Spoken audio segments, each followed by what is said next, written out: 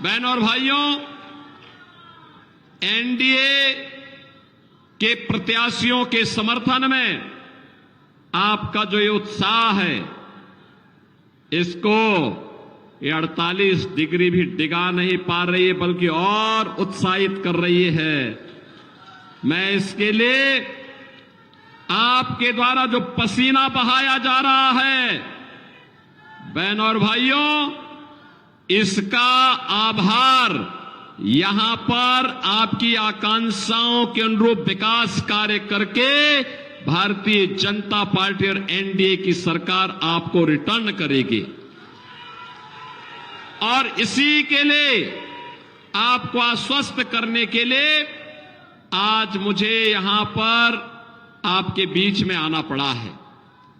बहनों और भाइयों, आपने अच्छी जगह 2014 में वोट दिया, अच्छा जनप्रतिनिधि चुना।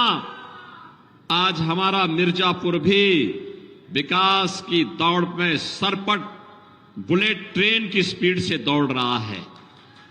आज हमारे मिर्जापुर में क्या नहीं है, क्या नहीं है।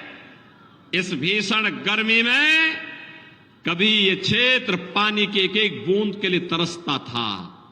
आज हर घर नल की योजना क्रियान्वित हो रही है और आप देखना बहुत शीघ्र जल की समस्या का स्थायी समाधान इस पूरे क्षेत्र में हो चुका होगा। बहनों और भाइयों, मिर्जापुर में मेडिकल कॉलेज होगा, ये कल्पना थी, ये कल्पना थी 14 के पहले। आज आपके पास अपना मेडिकल कॉलेज है और अगले वर्ष तो हम विश्वविद्यालय का उद्घाटन करने भी आएंगे, तो मिर्जापुर के पास अपना विश्वविद्यालय भी होगा।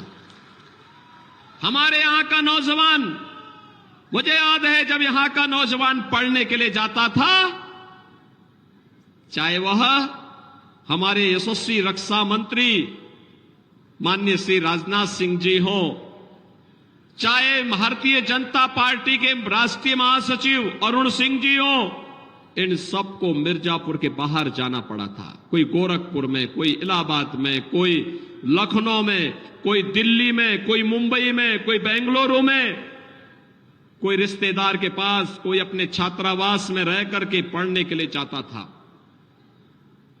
साधन के अभाव थे, तब भी मेहनत करके पढ़ते थे। और अब तो हमारा मिर्जापुर कह पाएगा, हमारे पास में विश्वविद्यालय है और हमारे रिश्तेदार हमारे घर में आकर के डिग्री लें, अच्छी डिग्री लें। बहनों और भाइयों, बेहतर कनेक्टिविटी रोड की हो या रेल की, या मां विंध्यवासिनी के त्रिकोण में रोपवे के लिए कार्य करना हो, या बहुत शीघ्र वाटरवे की सुविधा के माध्यम से सीधे कोलकाता और हल्दिया को जोड़ने के लिए प्रयागराज, मिर्जापुर, वाराणसी होते हुए, बलिया होते हुए सीधे हल्दिया तक की कनेक्टिविटी को बढ़ाने का। कहीं भी मिर्जापुर अब पीछे नहीं रहने वाला है। जब अच्छे लोगों को चुनते हैं, अच्छा जनप्रतिनिधि चुना जाता है, अच्छा सांसद, अच्छा विधायक चुना जाता है, तो परिणाम भी अच्छा ही आता है। और वो अच्छा परिणाम आज मिर्जापुर के अंदर देखने को मिल रहा है। ऐसे बहनों और भाइयों, आपने अनुप्रिया जी को चुना तो एक वोट यहां पर उनके साथ जब जाता है, तो वोट केवल उनके लिए ही नहीं होता है, यह मोदी जी के पास भी जाता है।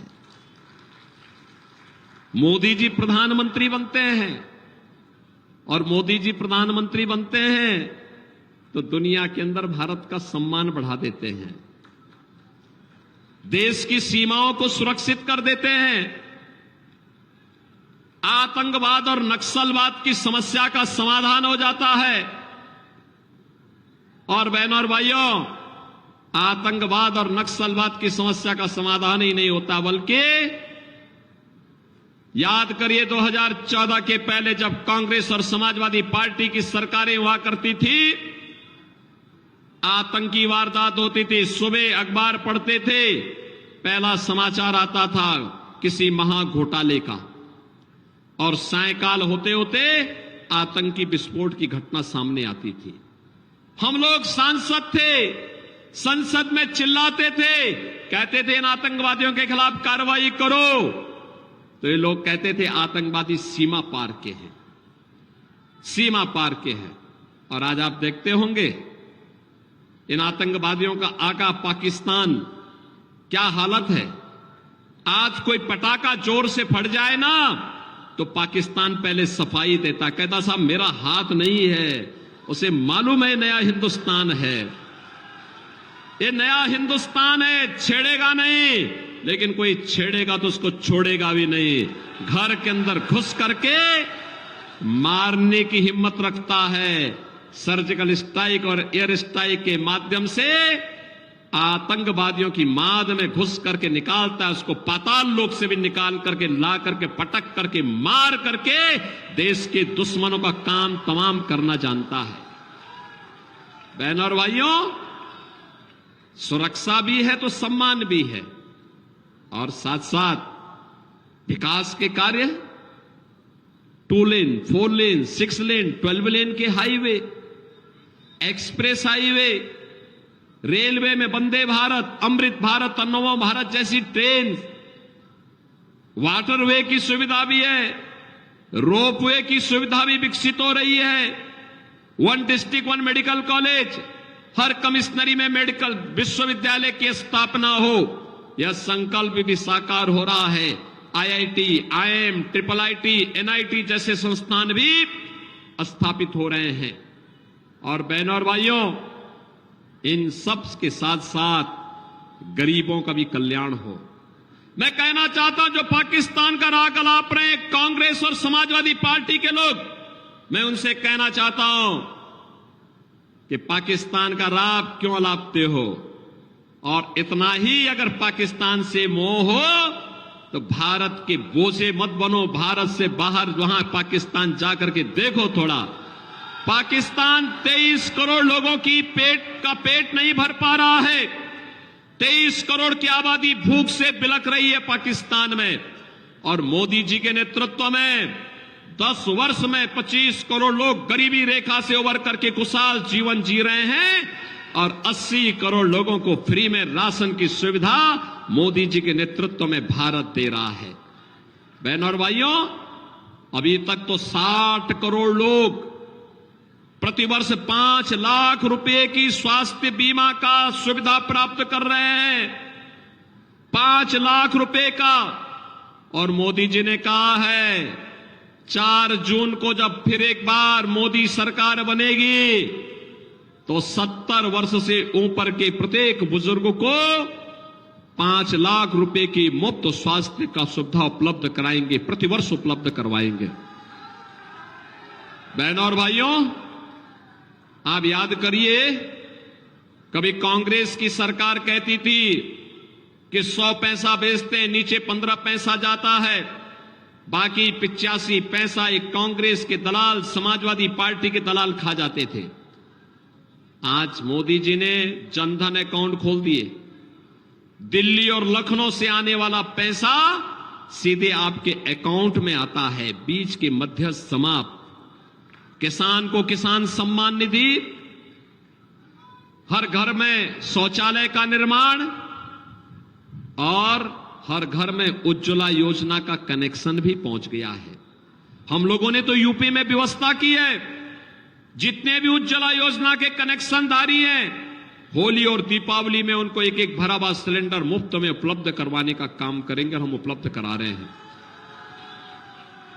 4 करोड़ गरीबों को मकान मिले हैं, और यहां 96 में तो कोल जाति के जितने भी परिवार हैं सबको हमने एक एक मकान उपलब्ध करवा दिया है। 100% सैचुरेशन के लक्ष्य को लेकर के हम लोग आगे बढ़े हैं। मोदी जी ने कहा है 4 जून को जब फिर एक बार मोदी सरकार बनेगी, बचे हुए लोगों को भी एक एक आवास उपलब्ध करवाएंगे, कोई भी आवास विहीन नहीं रहेगा। बहनों और भाइयों, सुरक्षा है, सम्मान है, विकास है और गरीब कल्याण भी है। ये सारे कार्य एक साथ हो रहे हैं और साथ साथ आपकी आस्था को भी सम्मान है। याद करिए अयोध्या में रामलला का मंदिर, अयोध्या में रामलला का मंदिर क्या ये समाजवादी पार्टी के लोग और कांग्रेस के लोग करा पाते क्या? क्या ये लोग करा पाते क्या? आप याद करिए, जब आप या आपके पूर्वज नारा लगाते थे कि रामलला हम आएंगे, मंदिर वहीं बनाएंगे, बोलते थे ना, तो ये लोग हंसते थे। सड़कों पे आप उतरते थे तो आपके खिलाफ झूठे मुकदमे दर्ज होते थे, अनावश्यक प्रताड़ना होती थी। और आज तो नारा नहीं, हकीकत है अयोध्या में रामलला विराजमान हो गए हैं। हो गए ना? कोई संदेह? कोई संदेह? अब तो रामलला विराजमान हो गए हैं। और याद करिए, अयोध्या में रामलला विराजमान होने के पहले मोदी जी ने अयोध्या के इंटरनेशनल एयरपोर्ट का नामकरण महर्षि वाल्मीकि के नाम पे किया है। अयोध्या में जितने यात्री विश्रामालय हैं, 5000 यात्रियों के लिए हम लोगों ने सरकारी यात्री विश्रामालय और रेन बसेरा बनाए हैं। उन रेन बसेरों का नाम क्या है? भगवान राम जब अयोध्या से निकले थे वनवास के लिए, तो बहनों और भाइयों, उन्होंने पहला विश्राम किया था निषाद राज की यहां। तो हम लोगों ने तय किया जितने विश्रामालय बनेंगे ये सब निषाद राज के नाम पर होंगे। और बहनों और भाइयों, अयोध्या में हर विश्रामालय निषाद राज के नाम पर। भगवान राम को जंगल में जूठे वेर खिलाया था माता सबरी ने। भोजनालय, फ्री भोजनालय अयोध्या के माता सबरी के नाम पर चल रहे हैं। बहनों और भाइयों, एक तरफ अयोध्या में रामलला विराजमान हुए हैं और जंगलों में वनवास में जब गए थे भगवान राम, तो भगवान राम ने संकल्प लिया था, निस्सरहीन करो मई भुज उठाए प्रण कीन। क्या कहा था? निस्सरहीन करो मई भुज उठाए प्रण कीन। उन्होंने कहा था कि मैं इस पूरे भारतवर्ष को, पूरे आर्यावर्त को आतंकवाद और नक्सलवाद से मुक्त करूंगा। और देखा, आज मोदी जी के नेतृत्व में देश आतंकवाद और नक्सलवाद से मुक्त हो चुका है। और जब मोदी जी वहां काम कर रहे थे तो हमने भी कहा कि हम उत्तर प्रदेश को माफिया से मुक्त करेंगे। सभी माफियाओं के राम नाम सत्य है की यात्रा भी निकल गई। अब मुझे बताओ, राम भक्तों पर गोली चलाने वाली समाजवादी पार्टी एक तरफ राम भक्तों पर गोली चलाती है और दूसरी तरफ माफिया के मरने पर मातम मनाने के लिए जाती है। मुझे बताओ, माफिया के प्रति संवेदनशील लोगों के साथ खड़े होंगे या राम भक्तों के साथ खड़े होंगे? और यही नहीं, मां विंध्यवासिनी का कॉरिडोर भी तो भव्य बन रहा है। और इस बार तो मैंने सुना 35 लाख श्रद्धालु मां विंध्यवासिनी का दर्शन करने के लिए नवरात्रि में आए थे। 35 लाख लोग। और कॉरिडोर पूरा होने दीजिए, ये संख्या 1 करोड़ तक पहुंचेगी। 1 करोड़ तक। और याद रखना, जब 1 करोड़ तक पहुंचेगी तो तब मां विंध्यवासिनी का आशीर्वाद तो हम सब पर है। याद रखना, तब हमारे विधायक पंडित जी की ही, इनको ही मुनाफा नहीं कमाना है। यहां टैक्सी वाला कमाएगा, होटल वाला कमाएगा। होटल उनका भी है, कॉरिडोर में उनका होटल भी गया है। लेकिन हर एक फूल पत्ती बेचने वाला कमाएगा, हर दुकान वाला कमाएगा, नाव वाला कमाएगा। और बहनों और भाइयों, हमारा मिर्जापुर और विंध्यवासिनी धाम के साथ साथ इस पूरे जनपद का नाम होगा। देश और दुनिया के लोग जब यहां पर आएंगे, और इसीलिए हम आए हैं आज आपके बीच में। मैं इसीलिए आया हूं और मुझे बहुत अच्छा लगा यहां पे अभी जब मैं मंच पे आया तो आपकी सांसद और केंद्रीय मंत्री श्रीमती अनुप्रिया पटेल जी ने मिर्जापुर की पहचान के लिए मां विंध्यवासिनी का चित्र भी और वन डिस्ट्रिक्ट वन प्रोडक्ट में यहां का जो पीतल का उत्पाद है उस उत्पाद को, इस प्रोडक्ट को भी मुझे उपलब्ध कराया। उसकी ब्रांडिंग अनुप्रिया जी देश में कहीं भी जाती हैं, मिर्जापुर की इस पहचान को मजबूती के साथ वहां पर रखने का काम करती है। और इसीलिए हम लोग आए हैं। बहनों और भाइयों, यह तय है, उत्तर दक्षिण पूरब पश्चिम पूरे देश के अंदर मुझे जाने का अवसर प्राप्त हुआ चुनाव के दौरान। अब तो चुनाव को मात्र 3 दिन बाकी रह गए। बहनों और भाइयों, पूरे देश में एक ही आवाज है, चारों ओर एक ही स्वर गूंज रहा है, और वह है कि फिर एक बार और अब की बार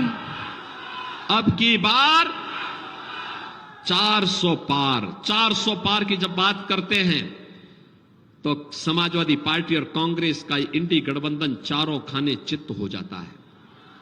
इनको कुछ भी इनकी समझ में नहीं आता क्या करें। तो बहनों और भाइयों, इन्होंने झूठ फैलाना शुरू किया, और झूठ भी किस कदर। देखो कारनामे उनके, लेकिन दोषारोपण इधर कर रहे हैं। इनका घोषणा पत्र कहता है सत्ता में आएंगे तो अनुसूचित जाति, जनजाति और पिछड़ी जाति का आरक्षण मुसलमानों को बांटेंगे। देखो, बाबा साहब भीमराव अंबेडकर ने कहा था धर्म के आधार पर आरक्षण नहीं हो सकता, और एनडीए भी यही कहता है कि हम धर्म के आधार पर आरक्षण नहीं होने देंगे।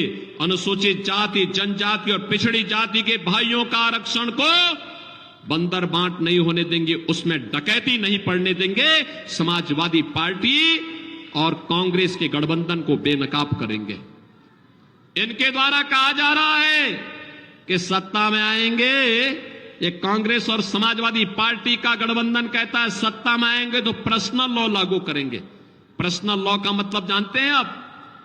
तालिबानी शासन। बेटी स्कूल नहीं जा पाएगी, महिलाएं बाजार नहीं जा पाएंगी, बुर्का पहन करके घर के अंदर दुबके रहना पड़ेगा। यह भारत बाबा साहब भीमराव अंबेडकर के द्वारा बनाए गए संविधान से चलेगा। भारत तालिबानी शासन को और शरीयत के कानून को मानने वाला देश नहीं बन सकता है। और इसीलिए हम लोग आए हैं आपसे कहने के लिए, बहनों और भाइयों, बाबा साहब भीमराव अंबेडकर का सर्वाधिक अपमान कांग्रेस और समाजवादी पार्टी ने किया है। याद करिए इनके कृत्यों को। अभी पश्चिमी बंगाल के अंदर इनकी सहयोगी तृणमूल कांग्रेस ने वहां पर ओबीसी के आरक्षण को मुसलमानों के 118 जातियों को दे दिया था। हाई कोर्ट ने वहां पर उसको खारिज किया, कहा कि नहीं, भारत का संविधान धर्म के आधार पर आरक्षण नहीं देता है। ओबीसी का आरक्षण, पिछड़ी जाति के लोगों का आरक्षण केवल पिछड़ी जाति को ही प्राप्त होगा। कर्नाटक में कांग्रेस ने पिछड़ी जाति का आरक्षण मुसलमानों को बांट दिया है। आंध्र प्रदेश में पहले ही बांट चुकी है। और समाजवादी पार्टी वो तो सत्ता के बाहर है, अन्यथा 2012 और 2014 में उन्होंने भी अपनी घोषणा पत्र में कहा था। और बहनों और भाइयों, इन्होंने तो दंगाइयों की रीढ़ तोड़ने वाली पीएससी की 54 कंपनियां समाप्त कर दी थी उत्तर प्रदेश में। और तो जब हम लोग आए हैं, हमने फिर सभी कंपनियों को बहाल किया है। और अब तो देश के अंदर कहीं दंगा होता है, उत्तर प्रदेश पीएससी के जवानों को बुलाया जाता है दंगाइयों को कायदे से ठुकाई करने के लिए, और वो जाते हैं वहां। जैसे ही यूपी पीएससी का नाम आता है तो बहनों और भाइयों, दंगाई सब ढीले पड़ जाते हैं, सब अपने अपने घरों में दुबक जाते हैं और दंगा शांत हो जाता है। और दंगा जब शांत होता है तो वहां की जनता जनार्दन कह पाती है कि पीएससी तो आई है, थोड़ा योगी जी बुलडोजर भी भेज देते ना तो इन दंगाइयों को ठीक कर देते। बहनों और भाइयों, आज मैं आपसे यही अपील करने के लिए आया हूं। आपने 14 और 19 में अच्छा फैसला लिया तो विकास आया, हर घर नल की योजना आई, बाण सागर की परियोजना आई, विश्वविद्यालय आया, मेडिकल कॉलेज आया, मां विंध्यवासिनी कॉरिडोर आया, मां गंगा पे इस पार से उस पार जाने के लिए पुल भी मिले, रेलवे की सौगात भी मिली, पेंटून ब्रिज भी मिले, हाईवे भी मिले, गांव गांव की कनेक्टिविटी बेहतर हुई है। और 48 डिग्री टेम्परेचर में आपका यह उत्साह बताता है कि विकास की अन्य आकांक्षाओं को भी अनुप्रिया जी के नेतृत्व में मिर्जापुर और सोनभद्र पूरा करेगा। और इसीलिए आज मैं आपके आश्वस्त करने के लिए आया हूं। आपका जो पसीना है, आपका जो उत्साह है, विकास को बुलेट ट्रेन की स्पीड से मिर्जापुर को आगे बढ़ाएगा। हमारा मिर्जापुर भी अब लखनऊ की तरह, वाराणसी की तरह विकास की मुख्य धारा के साथ जुड़ करके, आधुनिक बन करके, एक नई आभा के साथ देश के अंदर जगमगाएगा। और इसी के लिए आज मैं आया हूं आपसे कहने के लिए, भारतीय जनता पार्टी, निषाद पार्टी ने अपना दल के प्रत्याशी के रूप में, एनडीए के प्रत्याशी के रूप में श्रीमती अनुप्रिया पटेल जी को कप प्लेट पर क्या चुनाव चिन्ह है? मोदी जी जिससे चाय पीते हैं, याद रखना, कप और प्लेट क्या है चुनाव चिन्ह? कप और प्लेट। कप और प्लेट पर यहां पर भी और रावड़सगंज में भी हमें एनडीए के प्रत्याशियों को विजयी बना के भेजना है। भेजेंगे, भेजेंगे, भेजेंगे। दोनों हाथ लगा के आश्वस्त करिए। बहनों और भाइयों, 3 दिन का समय हमारे पास बाकी है। 3 दिन में आप में से कितने लोग हैं जो 3 दिन देश को देने वाले हैं? लोकतंत्र के लिए समर्पित इस महापर्व के लिए कौन लोग 3 दिन का समय देंगे? बहनों और भाइयों, मेरी आपसे अपील होगी, प्रतिदिन आप में से हर व्यक्ति 10-10 घर में जितने सदस्य हैं इनसे संपर्क करिए। 3 दिन में 30 घर। 30 घर का मतलब 150 वोटर, 150 मतदाताओं के साथ आपका सीधा संवाद करेंगे। 150 मतदाताओं से संवाद अगले 3 दिन के अंदर करेंगे। और चुनाव के दिन 1 जून को 10 बजे के अंदर उन सभी 150 मतदाताओं से मतदान कराना है। कराएंगे, कराएंगे। तो फिर मेरे साथ बोलेंगे, भारत माता की, भारत माता की, भारत माता की जय श्री राम, जय जय श्री राम।